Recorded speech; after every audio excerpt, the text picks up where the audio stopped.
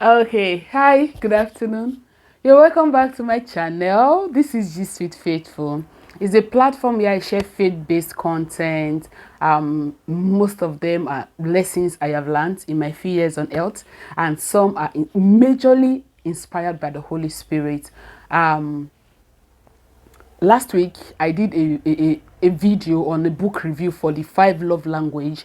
I read that book donkey years ago, more than 6 years ago, and so I got a feedback and I was like, okay, I read a lot. I can as well do another book review. But the one I'm doing today it is not just going to be a summarized or a once in it thing. I think I'll split this book into four, or I'll just take every of the chapter for one video so we don't go. Okay, the book I'm reviewing today, this is it. It's a book by John Maxwell, The 15 Invaluable Laws of Growth. According to the word 15. So what I'm going to do is I'll take one law per video so we don't spend too long a time in each video. It may not come sequentially, like I do one this week, one next week, one the other week, but I promise you I'll finish the 15 laws. So sit on and enjoy the ride with me. Now, the first law according to this book is the law of intentionality. The law of intentionality. What John Maxwell said here is everyone desires to grow, everyone wants to become a better version of themselves, but what we get many a time is people are not so intentional. I was once in that boat. Like, I was there, I was swimming in it. I was in that boat for a very long time where I fantasize about what I want, I daydream about what I want, I wish for what I want, but I don't really take the necessary steps it will take me to achieve that thing that I want. Trust me, talking about intentionality, it cuts across every sphere of life. So it may be for your business, it may be for your job, it may be for your marriage, your children, whatever it is. It's across board for everyone. So I was in, like I was saying, I was in that boat for a very long time. I wouldn't say I'm there yet. I have to be honest in this video. I'm not 100% there to say, oh, I am now a very intentional person, that, oh, I am so strict, so rigid with myself when it comes to intentionality. But if I look back 5 years ago, I can applaud myself and say, yes, I'm doing better. I have really improved in this area of my life of being intentional about what I want, how I want it to be done, when I want to do it, the time frame that I want to do it. So in this book, John Maxwell gave a few reasons why people don't get intentional, a few reasons why people are not really, hard on what they want to do. The next gap he mentioned is the gap of we feel we don't need to do anything to actually grow. Like, I don't need to do nothing. Growth will come. I need more knowledge on finance. It will come. I don't need to do anything. Like from this book, he gave an example with the human body. When a child is born, the child grows at every phase in life. Yes, there is that natural automatic growth. You see a 10 years old child, you know this child is around this age range. You see a 20 years old person, you'll be able to see certain physique. When it's time to develop reproductive organs, you see it, pubic hair and all that. But for our personal growth, our personal desire to want more, you have to be really intentional about it. It's not going to happen like a miracle. It's not going to happen on its own. It's not going to happen because you wish for it. You have to now put in the work by yourself. Don't say, don't worry, my marriage will work by itself. No, it's not going to work by itself. You have to learn what you need to learn to make it work by itself. The right attitude to put out there. As a student, that is not to go, I'll graduate with good results. No, you won't. You have to really study and be intentional about your schoolwork to graduate with good results. Take on gap. The second gap, according to this book, is the gap of I don't know what to do to grow. So sometimes we just stay there to say I don't know what to do. Oh, I want to go to school, but I don't know how to grow myself. I don't know how to improve myself in this. That is just like you giving an excuse to just stay where you are and not do nothing. Whatever you don't know how to do, trust me, there's someone who knows how to do it. There's someone who has done it and has gotten results out of it. So your best bet, your best shot is go to that person and buy. Even the Bible said it. Go to those that sell and buy.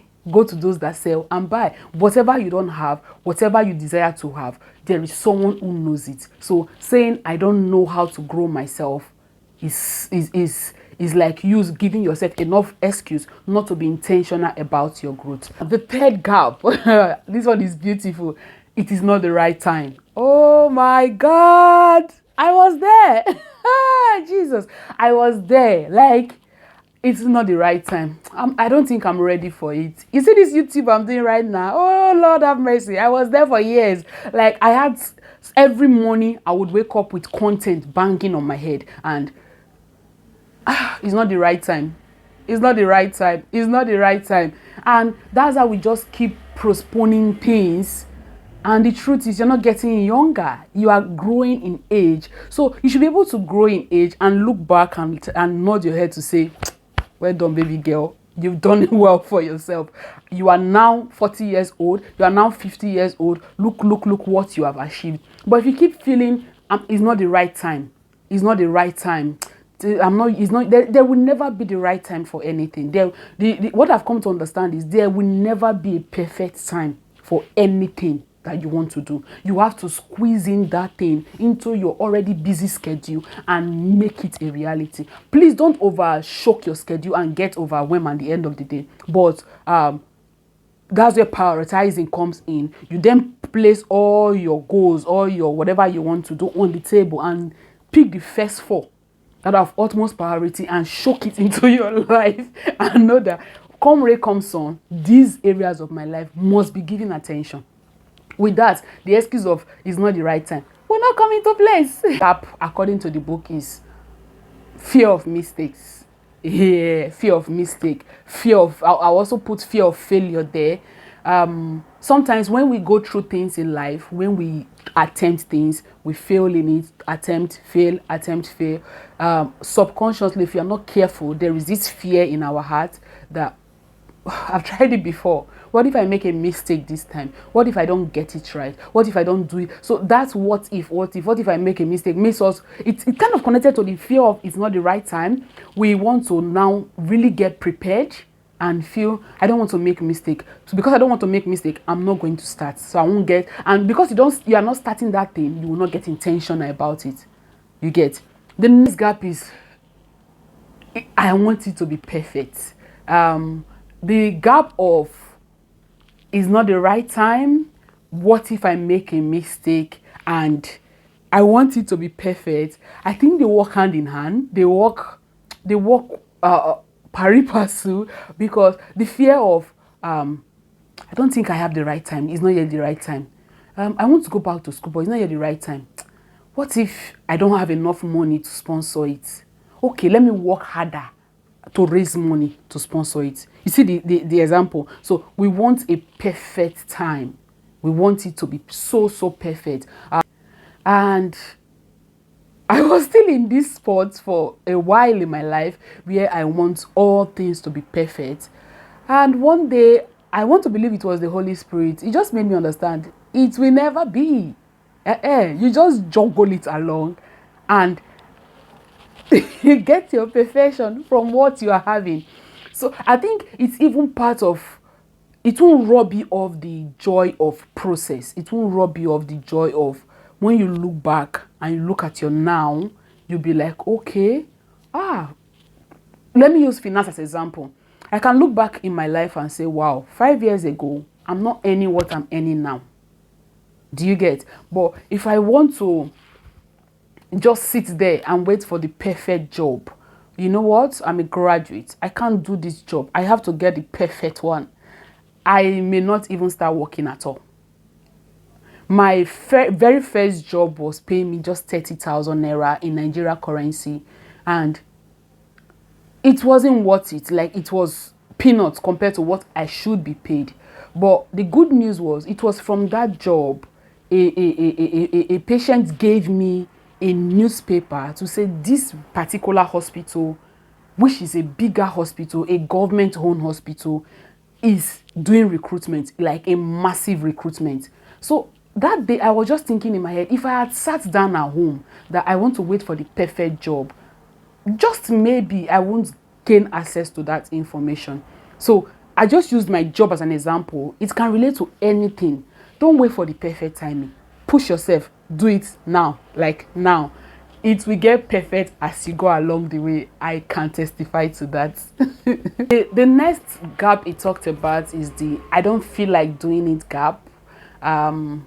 We desire things, but that inner push is not there. I don't feel like working out today. I don't feel like. I think one way to overcome this I don't feel like syndrome is to get an accountability partner, someone who can keep you on the check, someone who can put you on the reminder of, remember you said you save this amount of money at the end of this period of time. How far have you gone with it? How is your progress? You get how have you progressed with it? With that, you carry the consciousness of, okay, I need to give feedback to somebody. So even when I don't feel like doing it, I need to still be intentional and actually do it. Doing it is the best way to avoid the I don't feel like doing it syndrome. You want to lose weight? I don't feel like it. It's stressful going to the gym. It's stressful dieting. Stressful.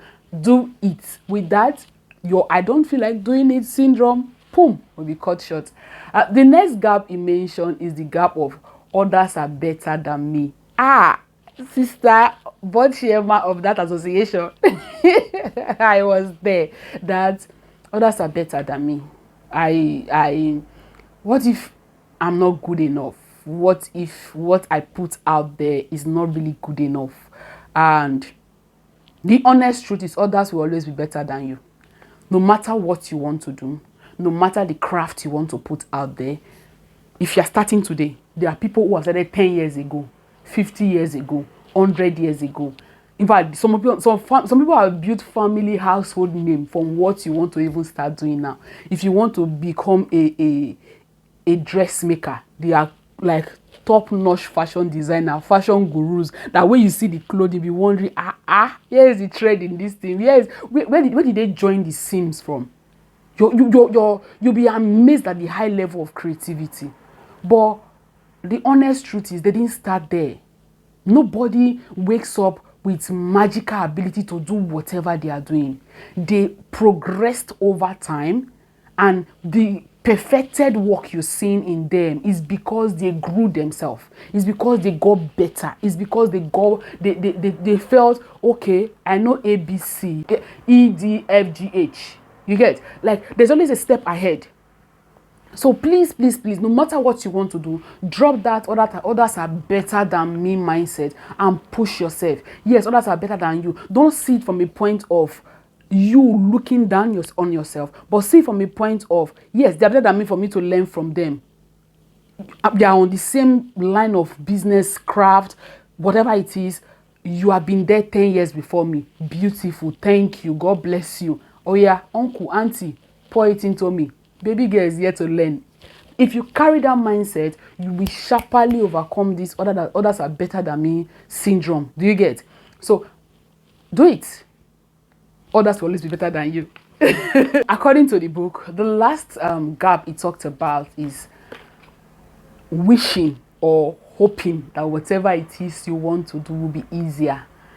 The day I read this book, oh my God, the day I read it, I was just laughing at myself, because it was as if the book was talking to me.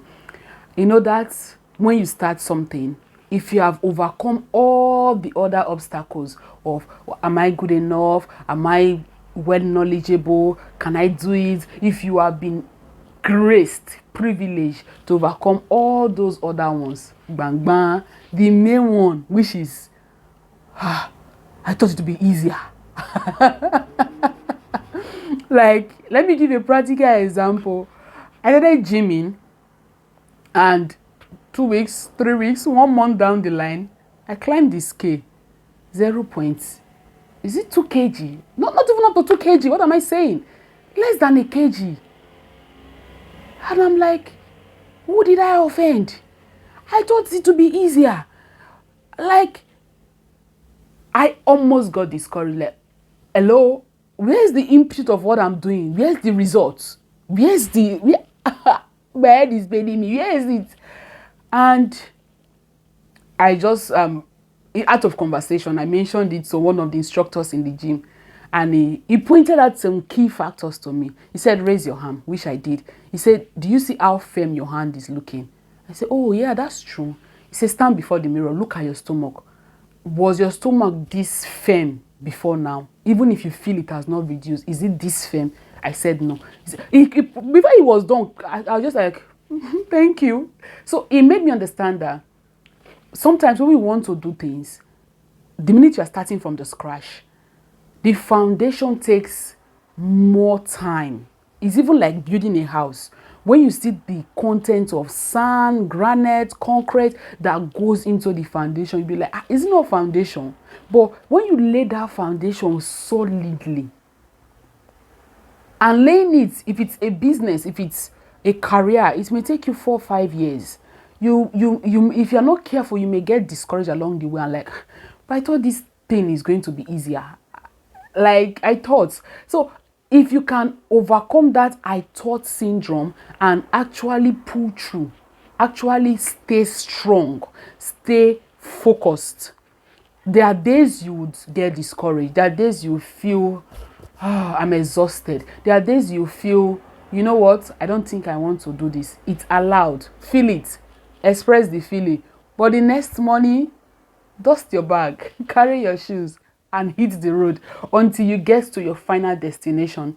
Being intentional about whatever it is you want to do is key, is top notch, is in fact, after your oxygen is the next most important thing. Get intentional about it.